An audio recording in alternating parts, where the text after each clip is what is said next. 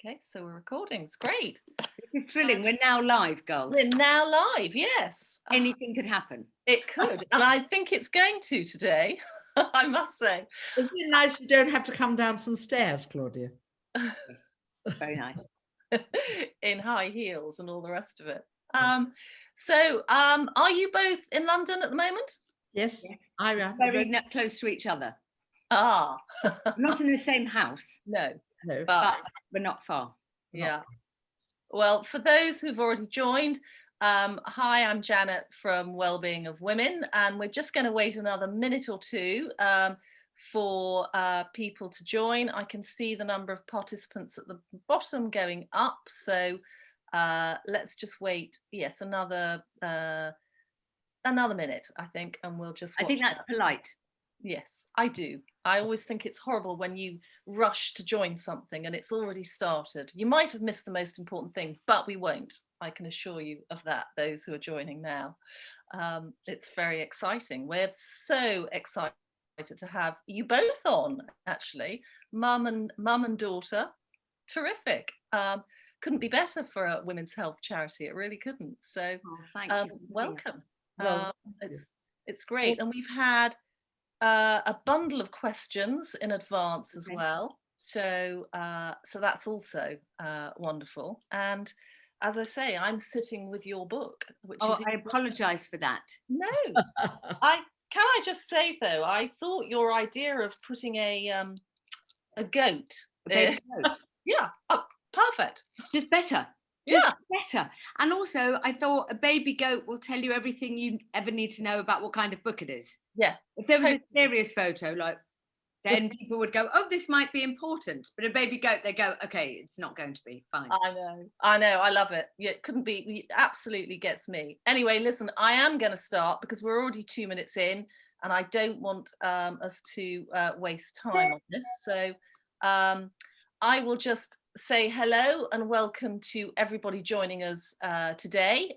It's our midweek lunchtime event with the brilliant Claudia Winkleman and her fabulous mum, Wellbeing of Women's Vice Chair, Eve Pollard. Welcome, ladies, and thank you for being our guests. Thank you so much. I don't think there'll be anybody joining today who won't know that Claudia is the co-host of one of the nation's favourite TV series, Strictly, works for BBC Two, and so much more. Lives in London with her husband, their children, a tortoise and a fish. Claudia has just launched her book, Quite, which I have here. I'm very lucky to have it, and it is hilarious. It's observations on pressing matters like melted cheese, wearing black at all times, and the double dip spray tan. And that, can I just say, was in the first few pages. Eve Pollard, champion for all things female, author, broadcaster, and obviously had a long career as a journalist. In her time, edited the Sunday Mirror, the Sunday Express, as well as launching Elle in the US. So as I say, welcome, ladies. Now, before I hand over to you both, I want to tell you a little bit about the charity, Wellbeing of Women. We invest in women's health research, and we say from cradle to grave, covering all aspects of women's reproductive health and childbirth. 51% of the UK's population is female and account for 47% of the UK's workforce. We give birth, women still undertake the majority of unpaid caring roles, and we also have a huge influence on the health behaviour of our families and society as a whole. So it's surprising then that our health has not received the attention it deserves. And as a result, women are experiencing real health inequalities and outcomes that we believe could be avoided. The impact of this affects every aspect of our lives. Young girls still today miss vital days at school, disrupting their education because of their periods. It still takes 7.5 years to diagnose endometriosis, which is a debilitating chronic condition that can lead to some women choosing to have a hysterectomy because they cannot bear the pain every month, to our high rates of premature birth in this country and our inability to diagnose ovarian cancer early enough to enable effective treatment. And I think that will resonate very much with Eve and Claudia. COVID has really hit us very hard, as it has with all charities. Our fundraising is down by at least 50%. We get no government funding. But just to say that women's health doesn't take a holiday, the need for research is greater than ever. And we are currently investing £4 million in over 30 research grants at top universities and medical centres up and down the country, in the Northeast, Manchester, Liverpool, Oxford, in Imperial in London, at Southampton, Edinburgh and Glasgow. Research today is tomorrow's new treatment. It's the only way we will find the answers that will help women have the families they want. It'll find the next breakthrough in women's cancers and in endometriosis. We've proved that because our results speak for themselves. If you're trying to get pregnant, then you will likely be taking folic acid. And that started with our research, as did ultrasound scanning in pregnancy and the foundations for neonatal intensive care. And the HPV vaccine will help to make cervical cancer a thing of the past for women. It was our research, though, that led and found the link between HPV and cervical cancer and paved the way for the vaccine. So today, if you haven't supported our work, please make a donation because you will be investing in the future of women, girls and babies. It's so easy to do. We will put a link in the chat section on here today. And also you just need to go to our website and click on the donate button. Also spread the word about our work with your friends, family and colleagues. Take part in one of our challenges. Come to our virtual events like today. And encourage, if you're working, encourage your company to support us because we really need you. So thank you for listening to me. Now I'm going to hand over to our two fabulous guests for what promises to be a hilarious conversation. Thank you. Thank you, Janet. That was very, very interesting. And of course, reminded me of what we've been doing. I feel I've been here for the last 85 years. And that's no exaggeration. And last time I interviewed Claudia, as I think that she climbed out of the house to go to the Steele's pub in Belsize Park. So it's quite unusual. We had to have a proper conversation about how we were going to do this. But I'd like to start off with a very high note, which is this book, Quite, is number 6 in the Sunday Times bestseller list. So lots of people are loving it and laughing at it. But I thought I would try and ask Claudia about some of the more serious points of this book so that you can see that, you know, you can say to somebody, it will add value to my life, because it really will. So Claudia, we normally have a bit of a gossip. We discuss international affairs for 2 minutes, and then we talk about the children and recipes. Let me, without any hesitation, let me start by saying the book is wonderful. Of course, I am a mother and supported in every way. But what's good is you go down to the real detail. For example, you've written an enormous chapter about friends. Tell us about that, because you talk about the wild one. I think I know who that is. Tell us about why you write about friends and why they're so important to you. I will. I'll say whatever you want. I just want to share with this group. Number one, Janet, thank you so much for having us. Your charity is utterly brilliant, and it's important to both of us because of what happened to Mum's mum. And so thank you very much. It's weird that I can't see you. I wish I could see you all and see what you're eating, drinking, etc. I had an omelette, if anyone's interested. So it's quite weird that I can't see you, but thank you so much for, anyway, giving the brilliant charity some money and being here. It is also weird for me. So me and Mum speak about 4 times a day, literally about nothing. And this feels slightly odd, but thank you. Anyway, also to anyone who's bought the book, I don't even know what to say about it. So I wrote this thing. I was in lockdown, like all of us, and I thought maybe I'll have a go at writing something. I sort of missed communicating with people, and I said to my husband, because I was also very bad at homeschooling. I mean, we all know teachers are amazing, but goodness, we learned it again in lockdown, because I would start every lesson with some vim, and then I would not be very vimmy by the end. Anyway, and I thought I was going to write something, a novel or something interesting, but in the end I wrote about the things that matter most to me. And I think even more important than, dare I say it, wearing black and eyeliner and a heavy fringe are girlfriends. And I write in it about how they don't just come. We don't just deserve a list of 10. Girlfriends, at the beginning anyway, they take effort, they take work. I don't mean it shouldn't be. If it's a lot of effort, then they shouldn't be your great friend. But you have to put the time in, and you have to not put them above your husband, but they have to be there. You know. So this Friday, my funny Danish human was like, "Claude, what are we doing?" I was like, 3 girls coming round. If we're allowed, let me just say, by Friday, I will not be breaking any rules. And anyway, so yes, and we all probably have different kinds of girlfriends. And there might be one, you're incredibly close because maybe you've got kids the same age and you met an NCT class, or you go to school, your kids go to school. You might have a really wild one. I've got a couple of those. I love them. They're just more fun than you. They're more interesting than you. They're more adventurous than you. I mean, everyone's more adventurous and more fun than me because I like lying in bed. And they're the ones that sort of pull you out.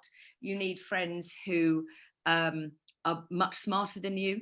All my friends are smarter than me. And you need a friend that's also slightly been there, done that. So you can go, I mean, one of my best friends who has just had kids earlier, I remember the first time Jake, who's now 17, was asked to go for a sleepover. I was devastated because he wanted to go. I was like, why? Well, I mean, he can come for a sleepover if I can come. I mean, that's absolutely fine, no problem. And I'll sleep anywhere, like a cat. I'll sleep at the bottom of the stairs. And I would phone her up about that, and or school trips, or what goes in a lunchbox, because the first lunchbox I gave him had enough food for, I mean, and also it wasn't even, I mean, I just thought, I didn't work out. It was just like sandwich bag of crisps. Instead, I think I sent him with a leg of ham. You know, just I was like, well, he might be incredibly hungry. I made 20 sausages, wrapped them individually in foil, which was ridiculous and not correct on any level. Anyway, so you need someone ahead of you. You need somebody who's going to be unfailingly honest with you and tell you that you're doing it wrong. And there isn't that sort of just surface, oh, if you got a new bag, but gets to the, anyway. So I love my girlfriends, and I'm obviously I'm not proud of my work. That would be ridiculous, but I'm incredibly proud of my friendships. Well, I mean, what was interesting was this, we all have the friend who's a bit too honest. Sometimes we feel like speaking to her. Sometimes we think, I don't think I can cope with that today. But to keep them in your life is important, isn't it? It's important because also, yeah, you need cheerleaders, definitely. Yes. And that's what is, in a sense, what girlfriends are. Sure. When you go, oh, I've decided to take this job, or oh, I've decided to leave him, or oh, I can't believe it, we don't have a garden, but I've just ordered a puppy. Is everyone all right with that? Where everybody else, in fact, parents might go, Claude, can you have a think about this? Whereas girlfriends go, we've got you. But I also think you need somebody who sort of cuts through all of that and will tell you how it is and say, you're behaving weirdly, or why don't you push your kids more? Or why don't you let your kids have phones? They're 14 and 17, or whatever it is, who's just a bit honest. I mean, one of the most revelatory things for me about the book as your mum, because it is different, isn't it? How self-aware you are, how you do know yourself. And I think I don't take any credit for that, because as we know, I was out editing papers all the time. No, you should take credit for everything. But I think it's just so important for women to realize they are them. You know, you get lost with being a mum and a wife and a auntie and a grandma and everything. Grandma, by the way, my favorite role. But you do get lost in that. And being self-aware. So, for example, saying that whole chapter about saying it's not wrong to be wrong. No, it's lovely. It's really brilliant. It's lovely. And I'm wrong about all kinds of things. I don't even know whether it's self-awareness. I think there's something amazing about your 40s and your late 40s. So I didn't know how I was in my 20s. I was a bit angsty. 30s, I was, you know, I was all about sort of, I don't know, feeding schedules, babies. Yeah.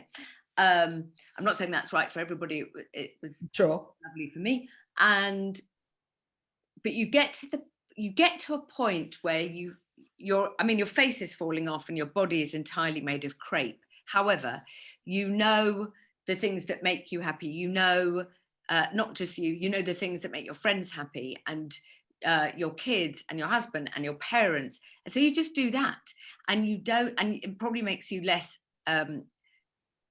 adventurous, but I think you're more honest and less worried about the other stuff. Well, also, I mean, I thought it was very interesting because we're having this now in our life, where you describe friends of yours decided to leave the country, to live in the country. Yeah. How could they leave you? I mean, and you kept thinking they'll phone up and say, that green stuff, that tree stuff, done that.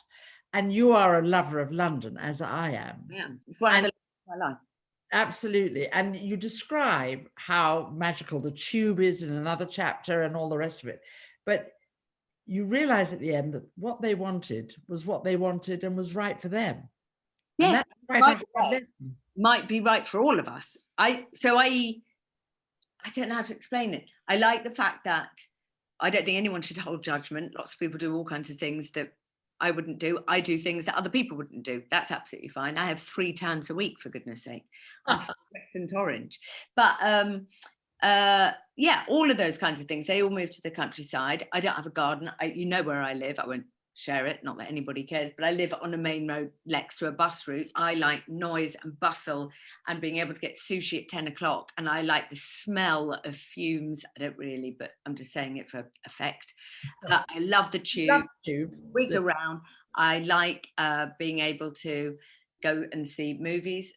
I can't wait for them, for more to come back at different times. I like turning to my eldest son going, should we have Thai food at 7:05 and then eating it at 7:30? So the city feels like a miracle to me. Yeah. It always has. When I was little with you, we also lived on a main road. It was noisy, there was bustle, there was, and then friends of mine just quietly went, you know what, Claude, I think we're all living too fast. We're going to go to the countryside and grow vegetables. And I was like, what are you talking about? Tesco has vegetables. What? I mean, what are you talking about? Genuinely, what? To pull it out the earth? Do you know how dirty it is? Do you know that doesn't work for nails? That doesn't work for anything. You can't get your eyebrows done. Nobody understands the importance of Japanese food, as far as I can tell. Anyway, and then I quietly went to visit them and I was wrong. They are having a magnificent time. They are living slower. Do you know what?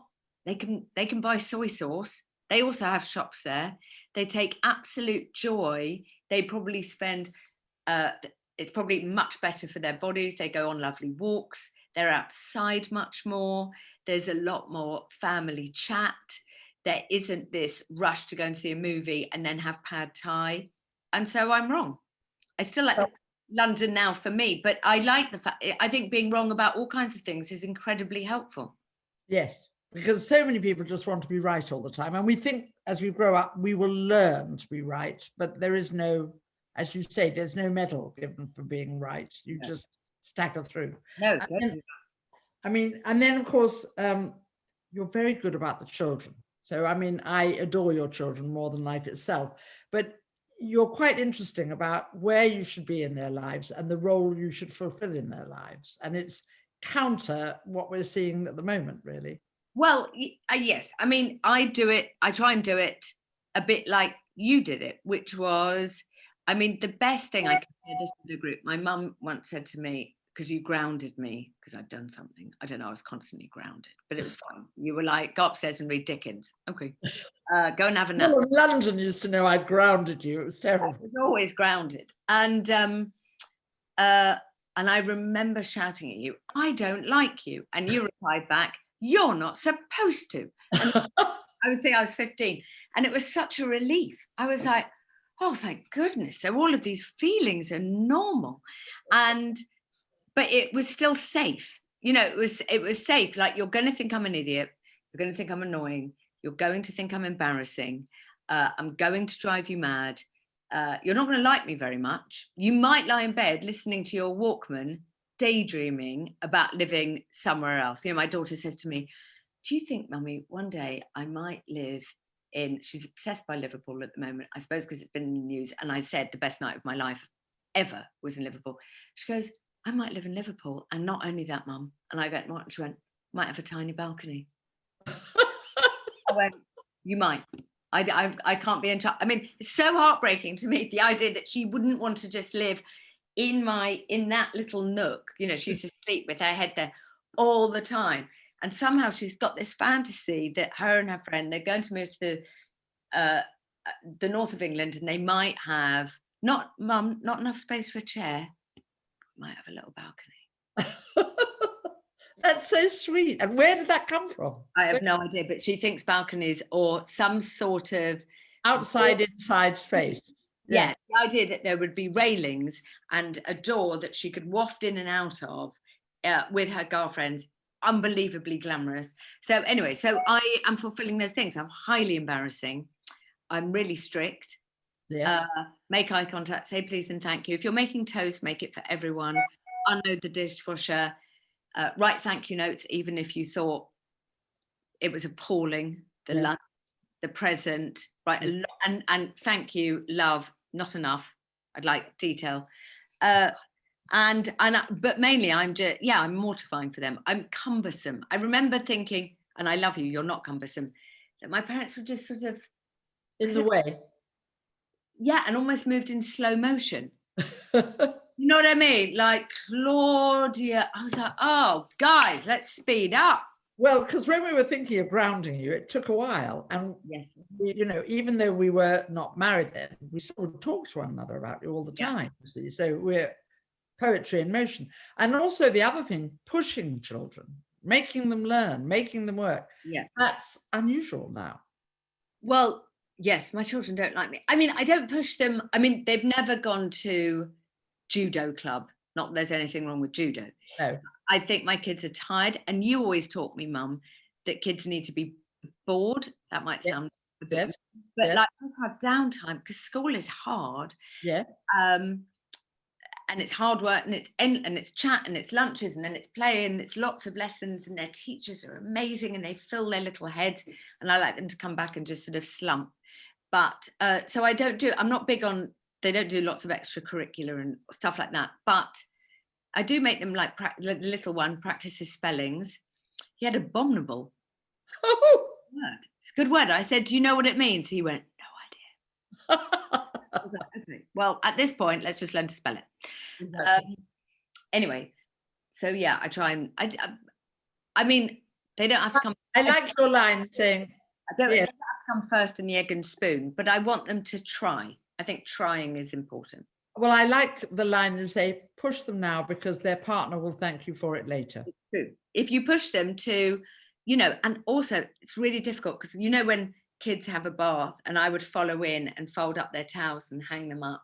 Yeah. And me and my husband, this is how fascinating we are, had quite a long chat about you have to stop like just going around, always making everything fine.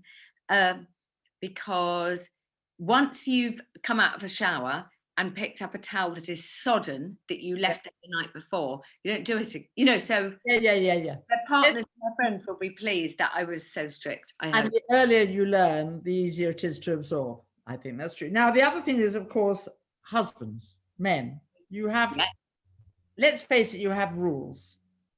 Shall we go through them? Yeah. Well, these are, and they're not for everyone, these are signals that you might not want to be with this man if.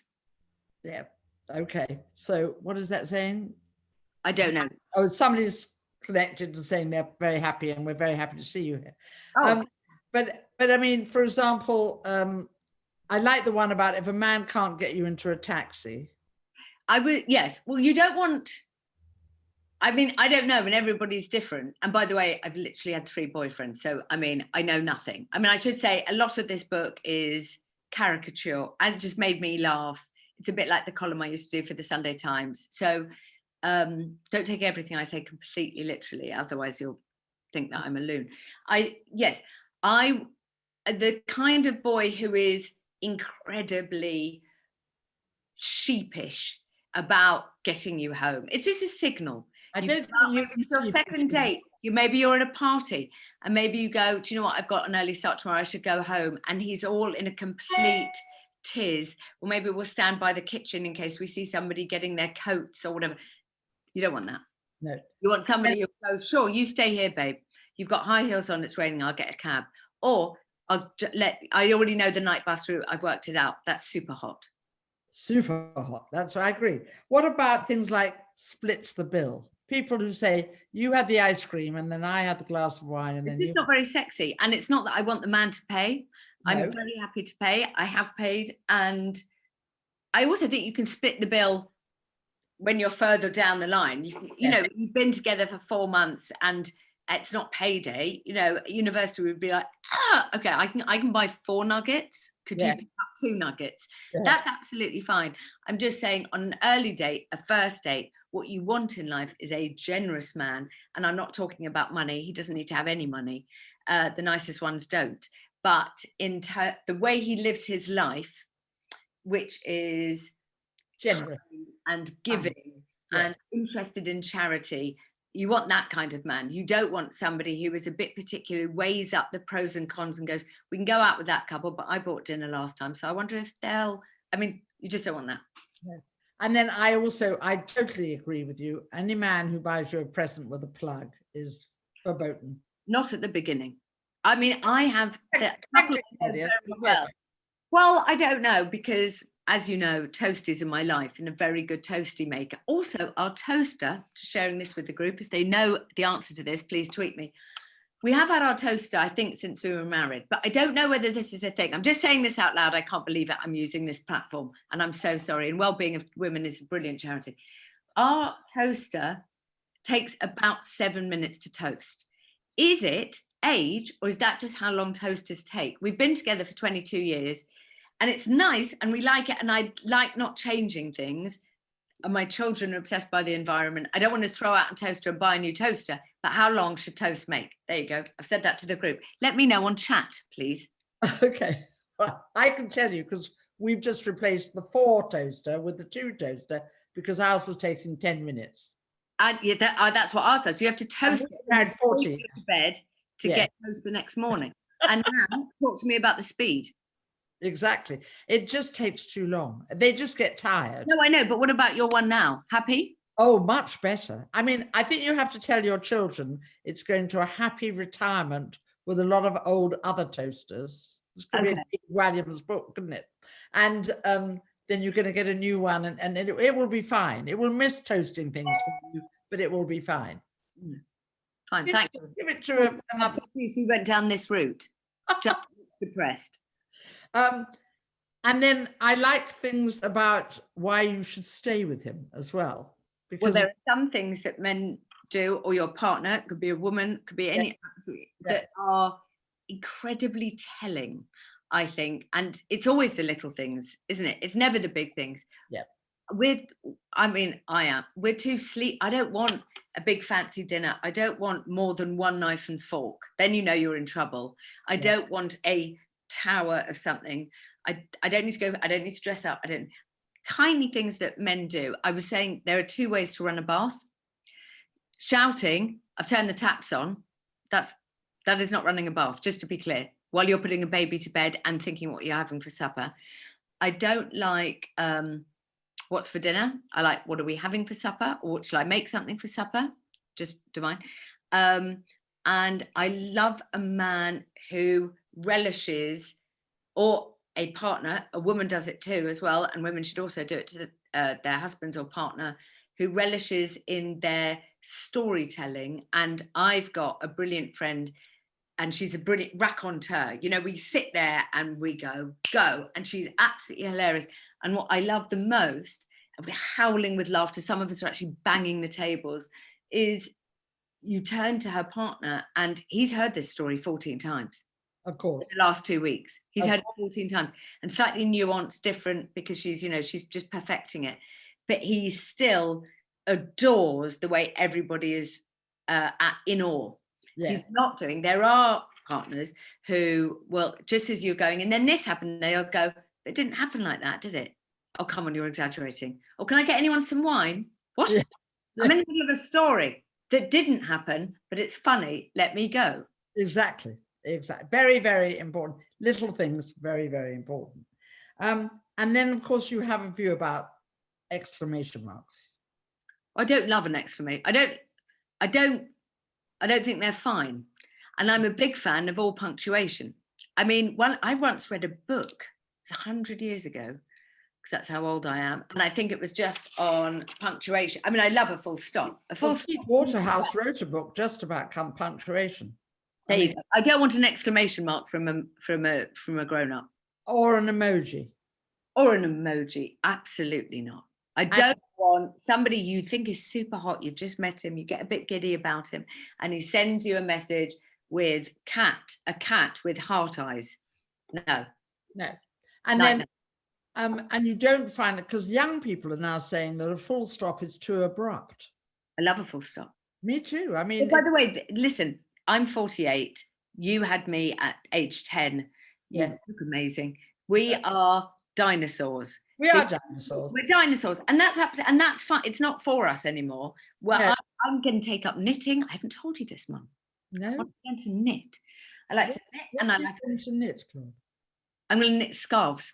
Oh yeah, I thought so. Yes. Let's stick to scarves. Let's know our limits. Yeah. I want to learn to knitting. There's a new thing where there's big knitting leaders, and I like the noise. Oh yeah. That's where we're at. I want to Neil Diamond and knit. The young now communicate in a totally different way. They do. They use you for you. Like the world is not about us anymore in the nicest possible way, and that's fine. That's how it should be. Yeah, but I don't think they've realised that full stops are put there so that you could breathe. Yeah, but it's breathing. To tell them. No. What their children do. Yeah, they won't have English at all. They won't speak to them probably. And what about the whole world of entertainment? Because I think we have to go and talk in a minute. Well, the other thing I wanted to say is, you say you hate picnics. We thought you loved picnics. We kept buying you presents for picnics. Only now do I discover you don't like a picnic. Did you buy me those picnic baskets? Yes. And the thing that you can pull on a picnic, I thought you could just pull it out, just fill it up, pull it along, take it to Hyde Park or Regent's Park, and then, have fun. Did you? So you gave them away, did you? They're in my local charity shop. Well, picnics are a disgrace. Because they're an absolute disgrace, because we're trying to recapture something that doesn't exist. Maybe we've seen it on a postcard, maybe we've seen it in a film. Picnics are the following. You wake up, there's a faux excitement in the air. Your cheeks are slightly, because you're smiling, because you're trying to create the powder. There's too much pressure. Nobody likes a chicken drumstick. Nobody, not even chickens. They're embarrassed about them. Disgusting things. Bit of gristle and that big thing. That's not how you want a chicken. You want a chicken thigh or a chicken breast. So you're marinating them aggressively, and you're all going to go for a picnic. And so you say to the kids, have you got a cricket bat? And they're like, no, we've never played cricket. Okay. And it's just harking back. They're a total fallacy. And if you were just going to go, guys, I've got some Monster Munch. Should we go and eat these on a bench? Fine. I've got a bag of Baby Bells and 20 miniature bags of Twiglets. Yeah. Should we just go outside and not even sit on a rug, just stand by a lamppost and have a look? There are people with dogs. There's a swan maybe, or a bird. I don't know enough about animals, but then that would be fine. But it's not that. It's me saying to my husband, have we got a check rug? And he's like, no. Yeah, you have. I bought you two. Yeah. And he goes, they're long gone, yeah. He goes, I'll get a towel. I go, right, they're mismatched. And you're making coleslaw, which I think I write in the book, is hideous when cold. It's actually satanic when warm. Yeah. Somebody once read a recipe, they threw in raisins. Oh, let's just throw in some raisins, some old raisins that we've had since 2001.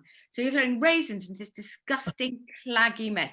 You leave, the house looks like there's been a whirlwind through it, right? It's disgusting. It's all covered in mayonnaise. I'm wearing a side ponytail. I'm 48. It's disgusting. The kids are walking around. They're complaining. You find a tiny patch of, it's not even grass anymore. So it's like hideous. There's like a pigeon with one leg. There is a pigeon with one leg. We try and look after him. He's called Hopalong. And there are other kids, toddlers are walking around, they're just taking their nappies off. Dogs are coming out to eat your food. Who would like a thing? You pull out your Tupperware, which, by the way, nobody normal has Tupperware that works. Nobody normal. So my Tupperware is leaked into an old, disgusting cloth bag from 1997 that I thought was a good idea to keep. We're on a towel. We don't all fit. We're cramped. Nobody's brought sun cream. The small one is going, Mummy, my cheeks hurt. You're handing around this raisin-filled also with chunks. Nobody's got a wooden fork, so we're just using our fingers. And then you have to carry it all back. The depressing walk home of, well, that was shit. And we're walking back, holding these bags of crap. And the only, to make it even worse, you then come home and your whole kitchen, because you've left in a, we're going, you're like, oh God, we've been burgled. Well, we haven't been burgled. We were just preparing for a picnic. And you can't, I mean, I know we're washing our hands a million times a day. You can't get the mayonnaise off. It's in your hair. You go to bed, you promise to each other, you make a solemn, you have a family meeting. You're never doing that again. And then the year comes around again. It's May, it's June. Somebody's on a weather app. Some idiot says, let's have a picnic. That's how I feel about picnics. Because when I grew up, picnics were the highlight of our lives. So I'm glad I've given you all those presents and they're in the local charity shop. It's good. But you and I didn't, I don't think you took me for picnics. I mean, no. we were on a beach in Wales a lot. Oh gosh, we were on a beach in Wales. Nick and I were sitting with 2 anoraks on, and you were running around in swimsuits and thought it was wonderful because sand and water, beautiful. Sand and water is magic to children, isn't it? It could be iced, they wouldn't mind. Now, the other thing, which you know a lot about, is art. And I gather that already you suggested that people who read your book should meet you in Venice. It's in the chapter. At the bottom, it says, book. I'll meet you 2nd Saturday in February in Venice. I will at 2:00. I will be at the greatest painting ever done. Now, the only thing is, what have you mentioned? This will probably be 2026, because I don't think we'll be allowed to go to Venice until about 2020. Venice is open, Mum. It is now, but it won't be next Thursday. Venice twinned with Liverpool. I mean, it never will. It would never work. But no. If you're really going, I'll come too, because somebody will have to have a picnic, so I can fix that. There you go. No, we'll be getting pizza. No, but as you know, so Dad did this magical thing with me when I was little. Is he used to take me to the National Gallery every week because it was free, and it still feels incredibly glamorous, not only because of its innards, but because of Trafalgar Square. Yeah, sure. You're little, walking along in a winter coat with your daddy like that, and it's also next to Chinatown. And as we all know, that noodles are the answer to everything. So he would take me every week, and he would only ever let me look at one painting. Yeah, it was genius, and I don't know why I don't do this with my kids, because in our world, when we take them, this is a really special treat. We're going to the British Museum, and then we go, right, we're going to have lunch in the canteen, and then we'll go back to, I bet you've got another question about that stone, don't you? And they're like, no, we're done. I'm like, no, I bet you've got a question. And I ruin stuff by making a day of it. Well, actually, just make an hour of it.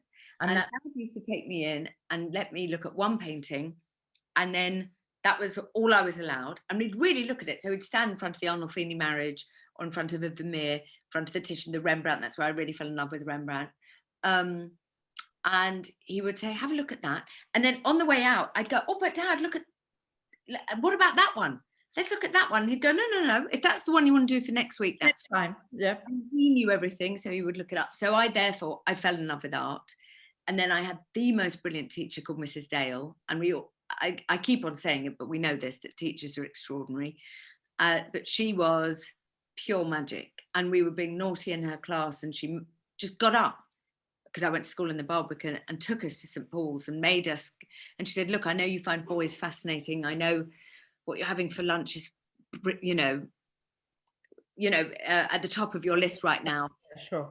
But you have to understand gobsmacking, punch you in the stomach beauty, and these extraordinary feats that these people have done. And I've never forgotten it. And then when she fought with the school to take us to Venice when we were 17, which is unheard of. Like no 17-year-old that I've ever come across has gone to Venice. My husband waited, he went when he was 30 for the first time. Like most people, if you're lucky enough to go to Venice, you're in your 40s. Yeah. I don't know why it feels like a very glamorous thing you do late. Yeah. We were 17. We were awful. We had like bad sun in hair, bright orange faces, shouting "Ti amo" to any boy we could find. And then on the last day, she said, "Look, I want you to meet me at the back of this church. It's called the Ferrari. And then we'll just get our bags and then we'll go to the airport." So it was very nonchalant. It was easy peasy. We were like, "Oh, okay." And we carried on walking around, more pasta, gelato, and then we were like, "Oh, look, we've got to meet Mrs. Dale." And the Ferrari is not a very beautiful church. It's absolutely fine, but it's not one of those woohoo. Yeah. And we walked in, we had to meet her at the back, and it was only candlelit then. And we went at the back, and then we stood in front of the Assunta, or the Assumption of the Virgin by Titian. And it's simply the greatest painting ever. And we were floored as a group. And I don't know how many gaggles of 17-year-old girls you've met, Janet, and anybody who's watching, but we were stumped. We couldn't speak. We stopped talking about the Walkman and marathon bars and the boys on the plane. And then when we got back to London, we wrote about this painting because it broke. Number one, it's amazing to see a painting in its natural habitat where it was painted for. So many altarpieces we see have been taken down there in galleries. So that's exactly, so the way the light hits it, where the candlelight hits it, and it's red and it's swirling and it's the greatest. And we said to her, "Why did you just say to meet you back at the church?" And she said, "Girls," and she was brilliant, hand on hip. If she had a hand on hip, you really listened. She said, "You will learn that high expectations are a killer." So in everything in life, right? Yes, so somebody says we have the best night, it's never. The best are the ones that we go, "Oh, I can't go." And the best dates and the best love affairs are the ones where it's like, "Oh God, really? All right, I'll turn up. Let's meet your friend then." And you go, "Woohoo!" So that was that. Anyway, and I built her up, the Virgin, and this painting. But at the end of the chapter, I say, "Look, I'll be there," and I will. And I can't imagine anyone's going to be there with me, but that's fine. It'll be you and me, Mum, and my youngest, who is desperate to go again. Yeah.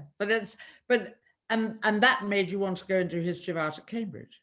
And you keep the fact that you know long words, you know a lot about art, quite quietly to yourself, but it is there. It does colour your view of life in a way. I mean, it's not very useful. I keep on thinking I should have studied history or economics, because the people who because they know about life, whereas I really only know about brushstrokes, which isn't very helpful. But it was an amazing thing. And university is quite hard. I mean, the idea that I'm using the word hard, look at the people and what they're going through at university now. So I don't mean that. But if you love your subject, it'll be easier. And I loved my subject. Yes, absolutely. I'm just going to interrupt now and say, no, it's fabulous, and the comments are fabulous too. Eve, I know you wanted to ask something about Strictly. I thought that we should do that now. We should go into questions, I think. Perfect. Okay. Is that Claudia, in the book, of course, you write quite rightly about Strictly because it's the #1 show, and well, mainly it was just about luck. I mean, like all of life, it's luck. But you turn that luck into a bit of magic. You know, you and the Tess and all the dancers and all the judges and all the singers have turned that show into a bit of that's why we're so longing for it this year, because we need a bit of magic, because it was always that magic. And what was lovely, you would see 3 generations, and even men who at first didn't really want to watch it, and they're watching it for the girls, maybe a bit, but they also watched it because you were taken into dreamland. When somebody comes out and dances like Fred Astaire and Ginger Rogers, and you've been part of that, and you write very beautifully about what it's like the first night and how you go through it, and then you write quite poignantly about Blackpool. So I think, I mean, I like Venice, but my favourite town, I think, has to be Blackpool, because we go there, and we're so sad not to go this year. I'm so sorry about there's drilling in the house next door to me. I'm so sorry. If anybody can hear the drilling, it's not me. If they're going, God, she's orange and weird. So Blackpool, so we go every year in November. It's drizzling. It's not empty, but it's empty-ish. And it's the most welcoming, the most, like you talk about hospitality, they're in the dictionary, there should just be a picture of Blackpool Tower. They are, and it's not necessarily because of Strictly, that's just who they are. It's also the history of Blackpool and the history of dance, but also they are so welcoming, they are so warm, I've travelled a bit, but they're like, come try our rock, try this rock. And they've got Thai food there, which is much better than anything I've ever had in London. And it's our favourite place in the whole world. We feel so lucky to go there, and we're so sad to be missing it this year. Yes, and we're looking forward to Strictly, and you're going to do the best you can to make it the Strictly we know and love under the new rules. Yes, we're following all the guidelines, and we are just going to do everything we can, and we hope people come along for the ride. Well, I thought we will. I think it's a pity that Professor Witty and Professor Vallance aren't dancing, but that would be too good. More important stuff to do. But I think we've given people a really good idea of your book now, and then I think people will have questions, and thank you. And the only chapter we can't discuss is the one about Jake, who's your eldest child, leaving because at 17 and a half, and we can't discuss it because I'll cry and you'll cry, but anybody who's ever had a child should read that chapter, because one of the things you say, it's been one of the treasures of your life. Yeah. Prize thing to live with Jake for 18 years. Yeah. It's the prize thing for me to have lived with you for 18 years. I love you, Mummy. Thank you for being so sweet and helping the charity. No, I love this charity and I love you. And I'm going to talk, we'll do the questions, then I'll talk to you in 5 minutes about the toaster. Okay, done. Okay, so I'm going to start on, what books have you got by your bed, Claudia? Oh, this is an excellent question. I read so much in lockdown. I've got, oh my God, I can't remember the name of it. It's amazing. All the Light I Cannot See. Brilliant. But I read every John Boyne in lockdown. I'm obsessed by him. Okay. Eve, what have you got by your bed? I've got a serious thing about China. So I've got to do a thing about China. And I've got what I've really got, which I haven't read, is I never read the last book that Jane Austen wrote that she didn't finish, and I've been trying to read it ever since lockdown. It's Sanditon, I think, and it's sitting there waiting for me to read. But I've also got about 10 books by all sorts of nonsense, crime, all the rest of it. And I'm debating about how much I like what they call modern novels, like Normal People. Claudia told me to read Normal People, and I kept saying, anything ever happen here? Oh, I loved it. We all often discuss, don't we, Mum? I'll go read this, you'd read. Mum is a brilliant, always reading. Always. And there's about 10 books by the bed, always. Have you read Rodham?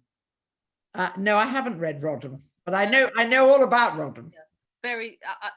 I'm halfway through. Really recommend that. Well, this is the book that Hillary Clinton should have had, the life that she should have had, correct? Maybe one day they'll do one called Pollard. There's also another one that's got, I can't remember its name because I'm going mad, but it's got a green cover and everybody should read it, and it's called The Only Person Who Can Tell You This Is Me. Or something like that. Right. Yes. Is it? Okay. Okay.